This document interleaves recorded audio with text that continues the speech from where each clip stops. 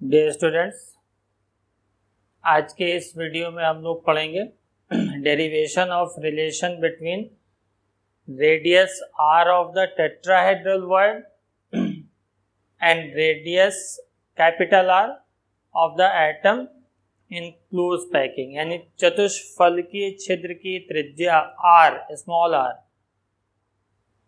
तथा छिद्र संकुलन में परमाणु त्रिज्या यानी गोले की त्रिज्या कैपिटल आर, इसके बीच संबंध।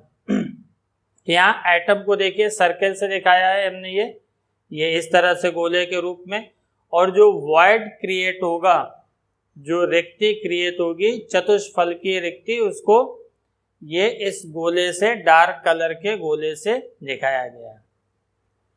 और ये जो टेट्राहेड्रल वॉइड होता है, ये डायगोनल पे, हर एक डायगोनल पे जो है, हर एक जो है क्यूब के विकर्ण पे जो होता है, वो दो रिक्तियां, दो वॉइड क्रिएट होते हैं 1:2:1 रेशियो में, यानी टोटल 8 क्रिएट होते हैं। पिछले वीडियो में आपको बताया था, एक क्यूब को जो है 8 पार्ट में डिवाइड करके टोटल जो है 8 वॉइड या रिक्तियां बनेंगी। तो एक क्यूब में एक बनेंगी, उसी को यहाँ पर शो किया गया है। मान लेते हैं इसमें एज लेंथ, कोर की लंबाई जो है वो ए है। तो जो आपका राइट एंगल ट्रायंगल है, समकोण त्रिभुज ABC, इसमें जो आपका इस फेस, इस फलक का विकर्ण है, डायगोनल है AB, ये किसके इक्वल होगा? √AC² प्लस BC², और ये हो जाएगा A² plus A² square root, यानी A√2। ये आपका, इसको इक्वेशन 1 कर दीजिए। अब इसमें देखिए AD जो है वो इस क्यूब का डायगोनल है, AD इस घन का विकर्ण है। तो जो आपका राइट एंगल ट्रायंगल बनेगा ABD, इस ट्रायंगल में जो समकोण त्रिभुज ABD बन रहा है, इसमें AD यानी जो है इसका डायगोनल, क्यूब का विकर्ण, ये किसके इक्वल होगा? AB² प्लस BD², और AB है A√2, यानी ये 2A² प्लस A², ये आ जाएगा आपका A√3, इक्वेशन 2।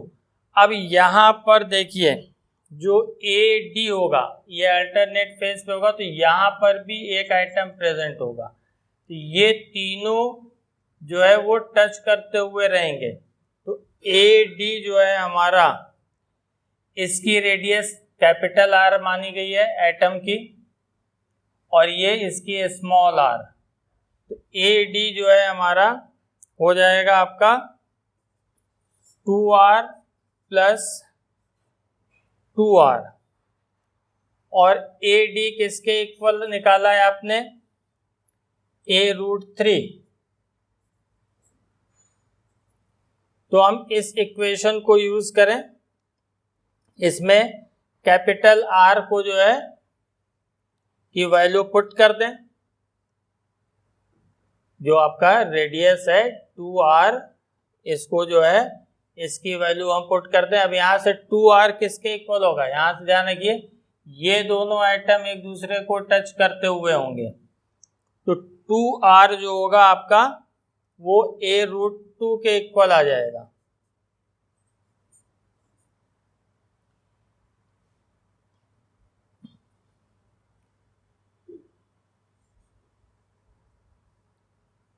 जो ये आपकी वैल्यू A√2 आई है, AB यही जो है आपकी 2R के इक्वल भी होगी। इस वैल्यू को यहाँ पे पुट कर दें इस इक्वेशन में, तो हमें क्या मिल जाएगा? 2R equal to A√3 minus A√2। अब इस इक्वेशन 3 को जो है सॉरी इसको 3 कर दीजिए, इसको 4 कर दीजिए। इस इक्वेशन 4 को जो है अगर हम 3 से डिवाइड कर दें, इक्वेशन 4 डिवाइडेड बाई 3, तो हमें क्या मिलेगा? 2r by 2r equals a root 3 minus a root 2 divided by a root 2। a numerator और डिनोमिनेटर में यहाँ कॉमन कैंसिल हो जाएगा, यहाँ पे 2 कैंसिल हो जाएगा। r by r equals to under root 3 minus under root 2 by under root 2। इसको हम लिख सकते हैं under root 3 by under root 2 minus 1, और यही हमारा स्मॉल r कैपिटल R ये आ जाएगा। अंडर रूट 3 की वैल्यू पुट कर दीजिए 1.732, अंडर रूट 2 की वैल्यू 1.414 माइनस 1, और इसको हम सॉल्व करेंगे तो ये आएगा 0.225, यानी R किसका? वॉइड का, और कैपिटल R किसका? स्फीयर का 0.225। तो यहाँ से हम कह सकते हैं कि जो वॉइड क्रिएट होगा किसी भी लैटिस में, सीसीपी अरेंजमेंट में या किसी में भी अगर टेट्राहेड्रल वॉइड क्रिएट होगा तो जो एटम होंगे, जो स्फीयर होगा उसका 0.225 टाइम्स उस वॉइड का रेडियस होगा।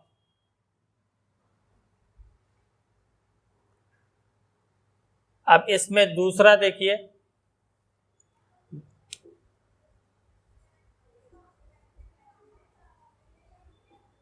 ऑक्टाहेड्रल वॉइड, अष्टफलकीय छिद्र,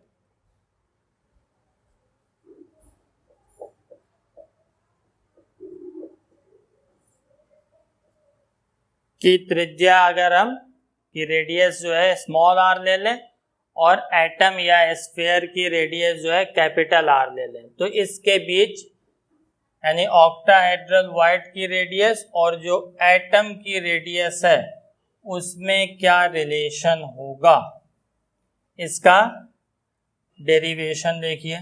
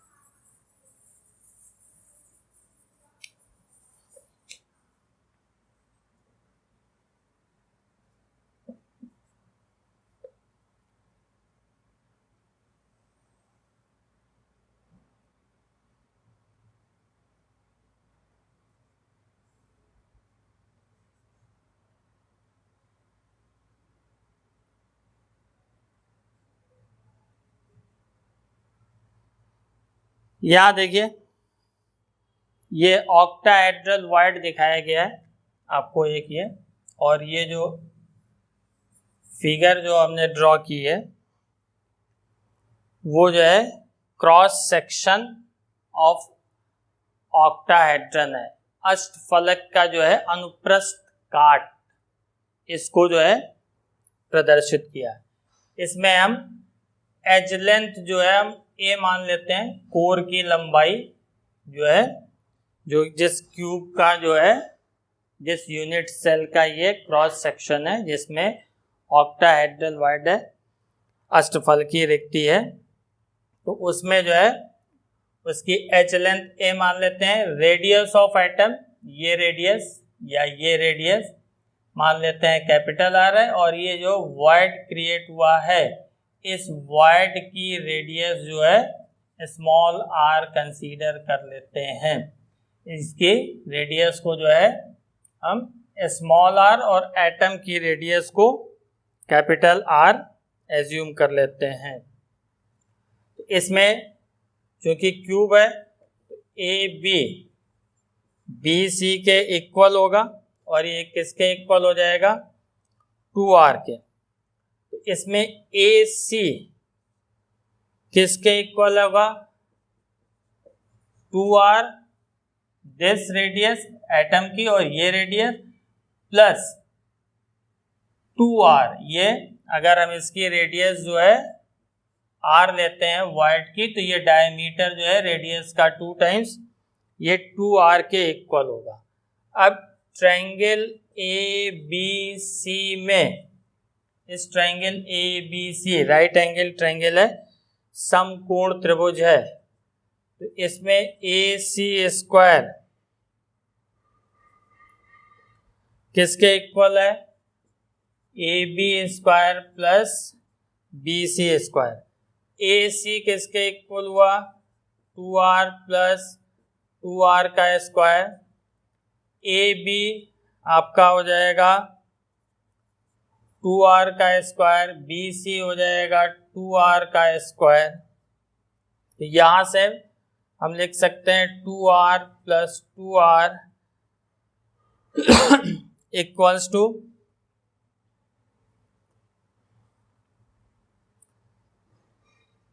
इसको आप 4 to the 8 r स्क्वायर लिख सकते हैं। तो ये अंडर रूट 8 r हो जाएगा। यहाँ से 2r इक्वल्स होगा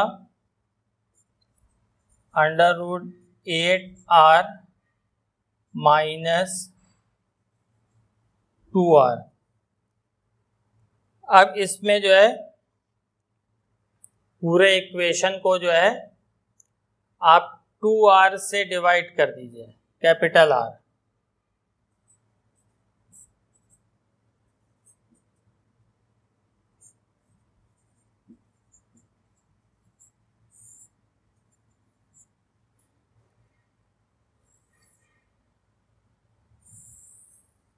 तो यहां से देखिए r बाई r, ये r कॉमन होगा कैंसिल हो जाएगा,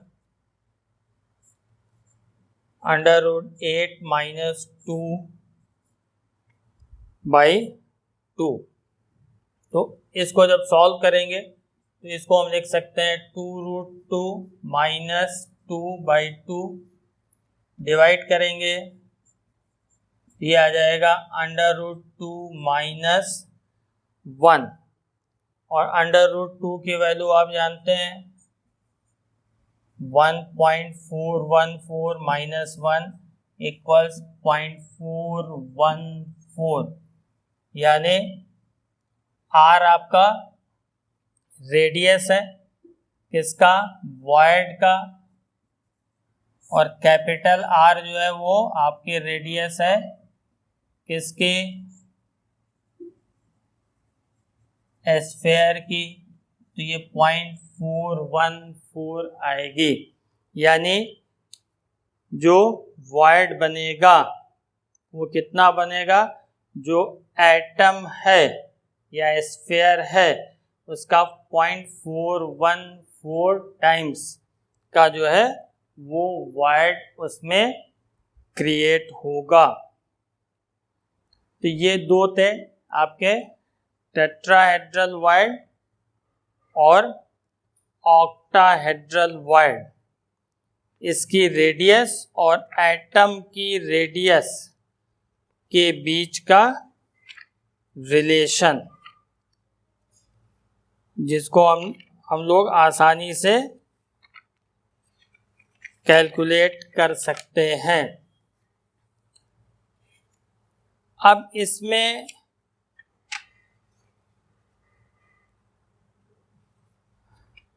आप चाहे तो ट्राइगोनल रेडियस भी निकाल सकते हैं, हालांकि वो बहुत इजी है, आसानी से निकल आएगा और उसकी ज़रूरत भी नहीं है। अब यहाँ पर जो ये वॉइड बनते हैं, इसमें एक चीज ध्यान रखिएगा कि जो दो नियरेस्ट या शॉर्टेस्ट टेट्राहेड्रल वॉइड होंगे, उनके बीच की डिस्टेंस क्या होगी? दो नियरेस्ट ऑक्टाहेड्रल वॉइड होंगे, जैसे सीसीपी अरेंजमेंट में जो है आपके एक टेट्राहेड्रल वॉइड बनता है। सीसीपी अरेंजमेंट में अगर 4 एटम है तो 4 टेट्राहेड्रल वॉइड बनेंगे, और 4 ऑक्टाहेड्रल वॉइड बनेंगे और 8 ऑक्टाहेड्रल वॉइड बनेंगे।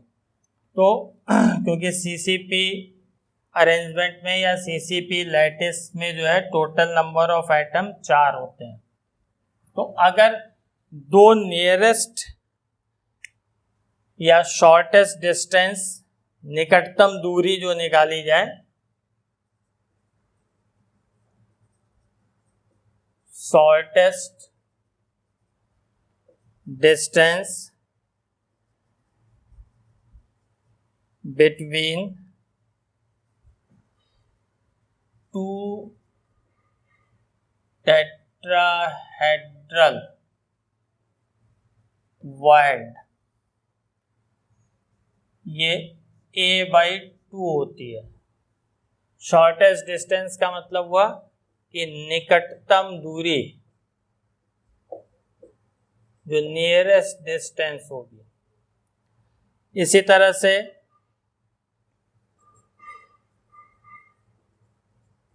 Shortest distance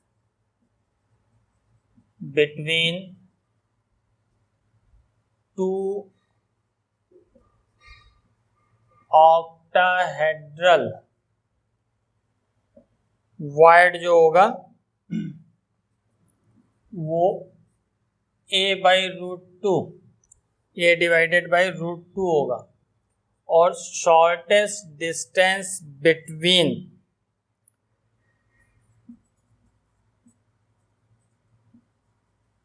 tetrahedral and octahedral void, ये आपको मिलेगा, अगर इसको आप कैलकुलेट करके निकालेंगे, a√3/4। यहाँ पर where a is equal to edge length, कोर की लंबाई या किनारे की लंबाई, a जो है वो एज लेंथ है। और ये ध्यान रखिएगा कि आपका ऑक्टाहेड्रल वॉइड कहाँ मिलता है? बॉडी सेंटर पे और एज सेंटर पे। तो सीसीपी अरेंजमेंट में टोटल 4 मिलते हैं, और जो टेट्राहेड्रल वॉइड मिलता है, टेट्राहेड्रल वॉइड आपको 8 मिलेंगे। और वो 8 कहाँ मिलेंगे? सभी जो टेट्राहेड्रल वॉइड होंगे वो आपके क्यूब के डायगोनल पर होंगे, और एक डायगोनल पर जो है वो आपका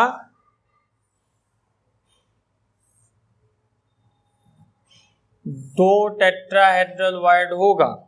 एक डायगोनल पर जो है आपके दो टेट्राहेड्रल वॉइड जो होंगे वो लोकेटेड होंगे, और वो दोनों टेट्राहेड्रल वॉइड आपको कैसे दिखेंगे?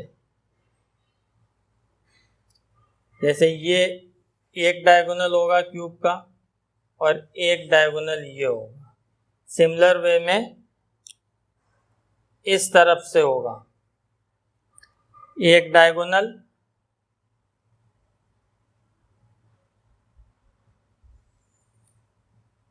और ये यहां से दूसरा डायगोनल। तो ये जो वॉइड जो आपका प्रेजेंट होगा जो डायगोनल पे एक वॉइड यहाँ पे प्रेजेंट होगा, दूसरा वॉइड यहाँ पर, तो ये 1:2:1 रेशियो में होगा।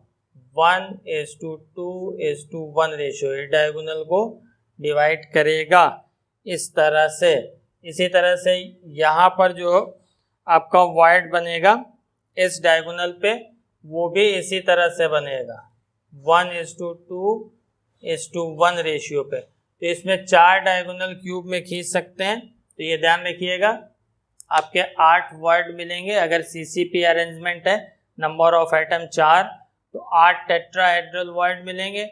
और वो सारे वॉइड कहाँ होंगे? आपके डायगोनल पर प्रेजेंट होंगे 1:2:1 रेशियो में।